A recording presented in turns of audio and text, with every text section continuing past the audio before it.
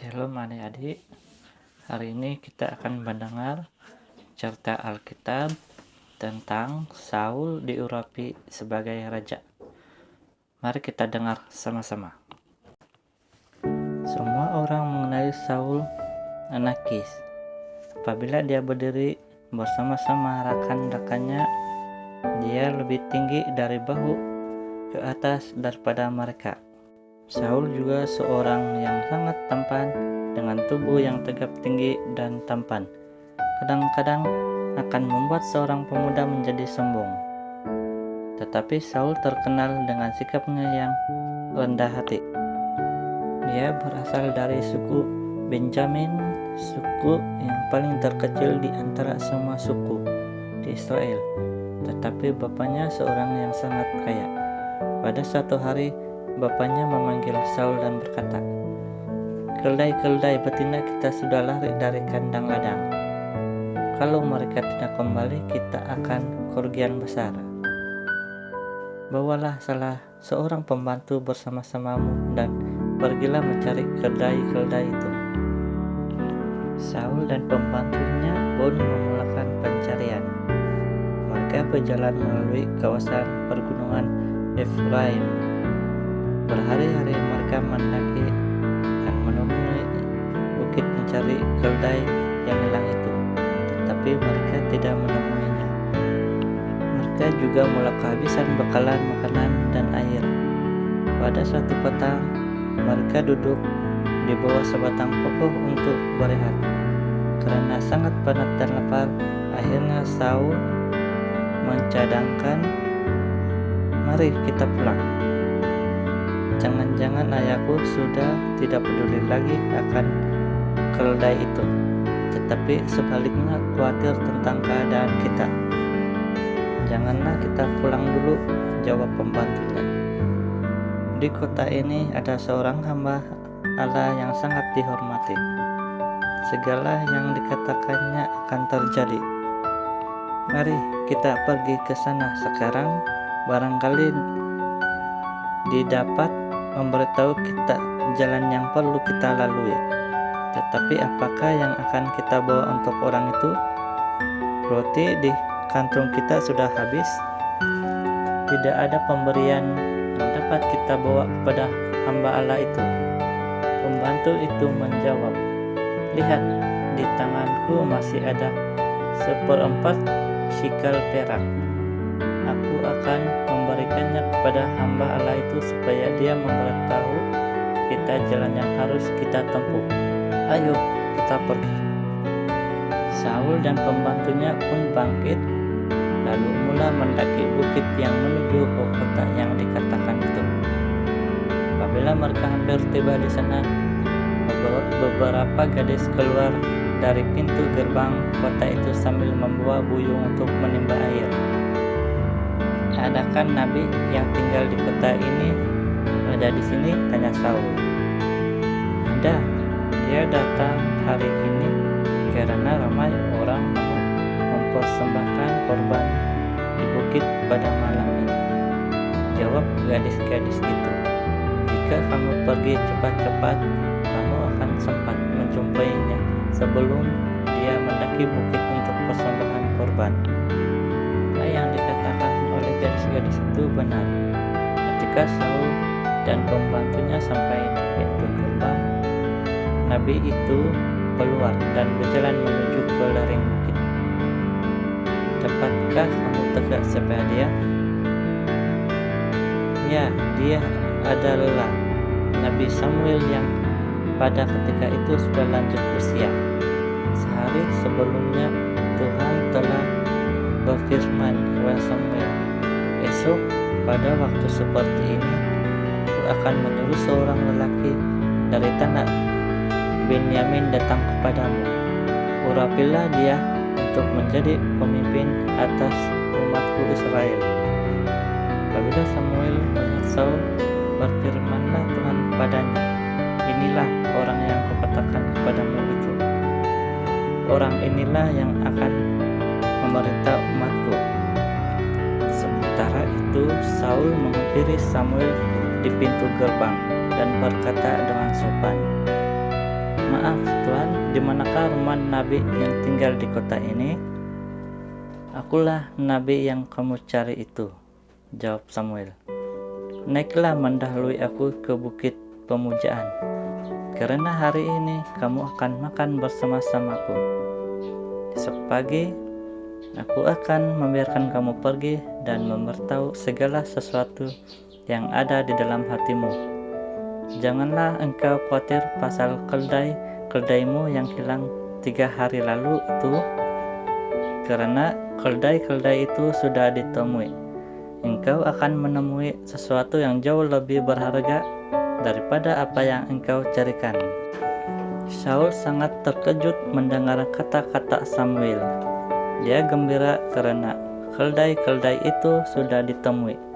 Tapi apakah yang dimaksudkan oleh nabi itu apabila dia berkata Saul akan menemui sesuatu yang jauh lebih berharga? Saul tidak memahami maksudnya.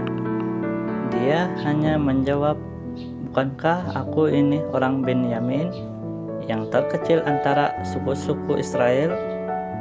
Bukankah kaumku pun yang terkecil di antara kaum-kaum suku Benyamin? Mengapakah Tuhan mengatakan hal semacam ini kepadaku?" Tetapi Samuel menyimpan rahasia Tuhan dalam hatinya dan hanya tersenyum. Dia memimpin Saul dan pembantunya menuju ke puncak bukit. Di sana ada kira-kira 30 orang menanti Samuel. Tanpa berlengah-lengah, mereka terus duduk untuk makan. Saul dijemput duduk di tempat yang paling terhormat. Dia juga dilayani terlebih dahulu dan disajikan bagian daging yang terbaik. Selepas itu barulah para jemputan yang lain dilayani. Selepas makan, semua jemputan itu pulang ke rumah masing-masing. Saul dan pembantunya mengikut Samuel pulang ke rumahnya. Samuel dan Saul menuju ke bumbung rumah di mana mereka boleh bercakap-cakap bersama. Tetapi Samuel tetap tidak mendedahkan rahasia itu. Dia hanya menyuruh Saul pergi berehat setelah mereka selesai bercakap. Apabila fajar menyingsing, Samuel memanggil Saul, "Bangunlah, aku akan pergi bersamamu."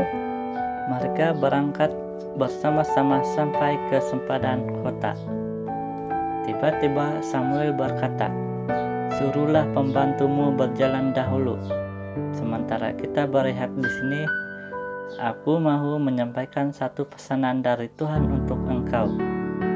Selepas pembantu itu pergi, Samuel mengeluarkan sebuah kendi berisi minyak zaitun daripada lipatan bajunya.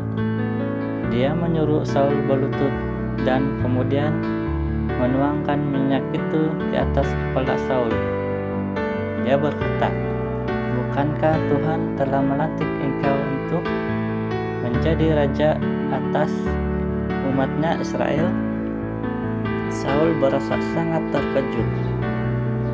Dia berasa seakan-akan bermimpi. Samuel meneruskan kata-katanya, "Inilah tanda bagimu bahwa Tuhan telah menobatkan engkau untuk menjadi raja atas pusaka miliknya sendiri. Apabila engkau pergi meninggalkan aku pada hari ini, engkau akan bertemu dengan 2 orang lelaki berdekatan dengan makam Rahel di daerah Benyamin di Zelza. Mereka akan berkata kepadamu, keldai yang kau cari itu sudah ditemukan. Kemudian engkau akan menjumpai 3 orang yang akan memberi kamu roti. Terimalah itu. Selepas itu engkau akan berjumpa dengan sekumpulan nabi yang bermain kecapi semasa mereka memuji Tuhan. Pergilah bersama mereka, Roh Allah akan mendatangi kamu dengan penuh kuasa sehingga engkau akan bernubuat seperti nabi bersama-sama nabi-nabi itu, dan engkau akan berubah menjadi manusia baru. Ketika Saul berjalan, semua tanda-tanda yang dikatakan oleh Samuel pun benar-benar berlaku. Dia bertemu dengan orang yang memberitahunya keldai-keldai sudah ditemui.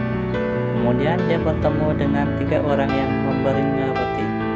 Akhir sekali dia bertemu dengan nabi-nabi yang memuji-muji Tuhan.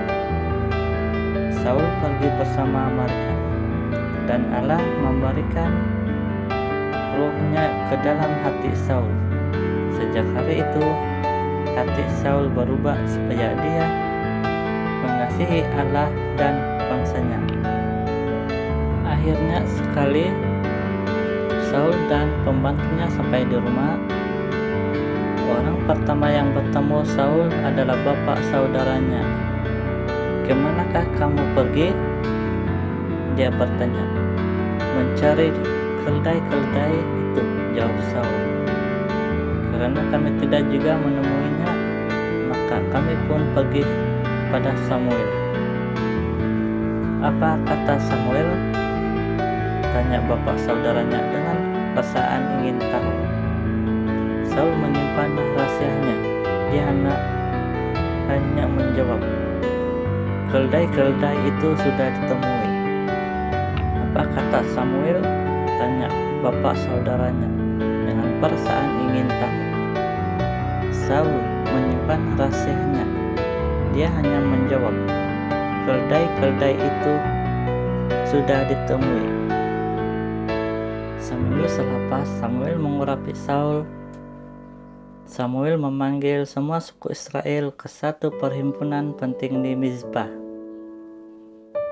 Dia ingin menyatakan rahasia itu dan memberitahu mereka siapa yang Tuhan telah pilih untuk menjadi raja pertama mereka. Apabila semua suku Israel itu berkumpul bersama-sama, mereka melalui di hadapan Samuel satu persatu.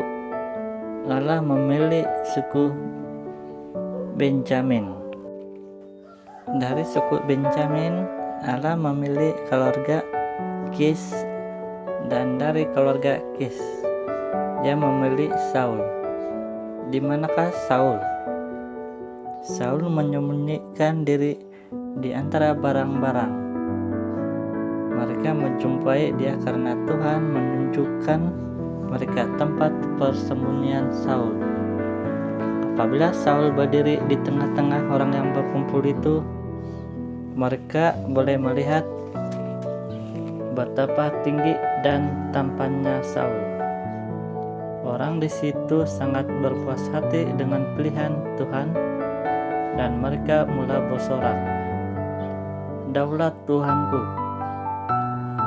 daulat Tuanku." Hanya beberapa orang yang bersungut-sungut.